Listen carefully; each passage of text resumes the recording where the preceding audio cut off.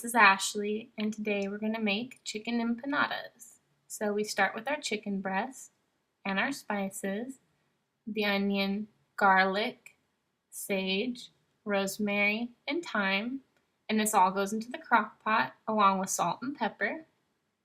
So you place all the ingredients inside the crock pot and add approximately 1 quart to 4 cups of water, depending on how much chicken you're using, so it just covers the top. Turn this on low and cook for 6 hours. And don't forget to check the time. Next, we have our mushrooms, red bell pepper, and onion. So we go ahead and dice the onion, the red bell pepper up into pieces, and this is going to be our filling. We want to make sure that we get these into small pieces so that they cook down well. So to remove the inside of the red bell pepper, we first cut off the top and then remove the inside membranes and the seeds because those don't taste good. So pull that out.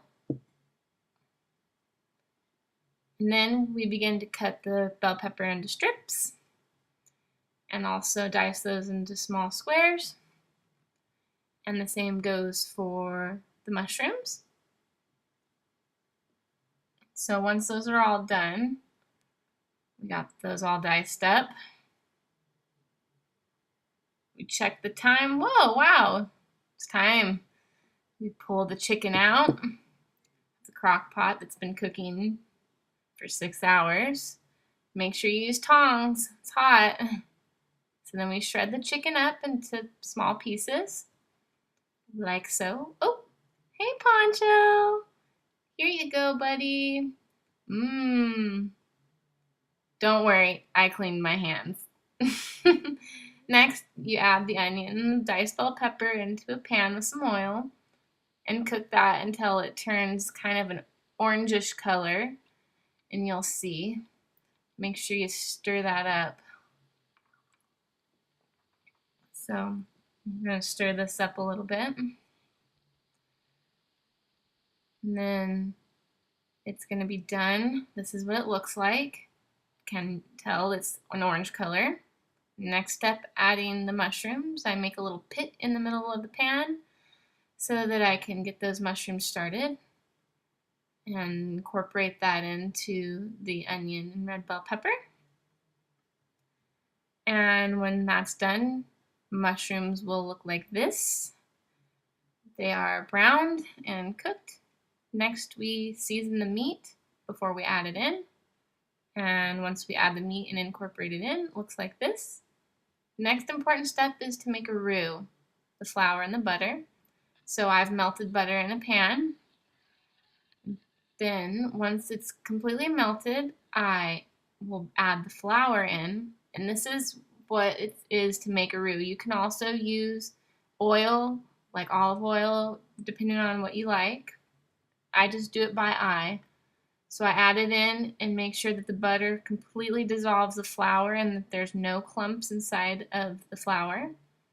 And we make this roux to thicken the empanada meat, and it just makes it more hearty. So once that's done, we add it to the chicken filling. I probably have to make another batch. This ended up not being enough.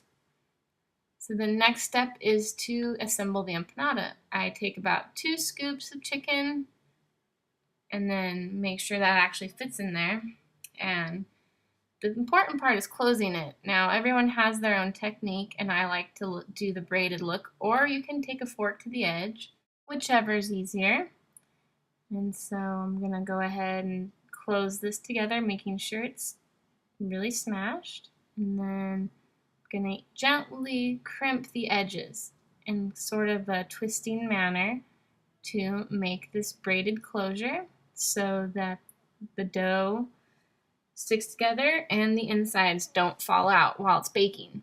And remember, you can also do this using the fork technique. Yeah.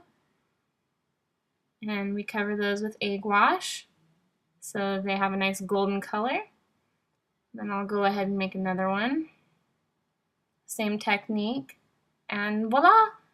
You have crispy golden empanadas out of the oven. Here's the fork technique and the braided technique. Hope you enjoy!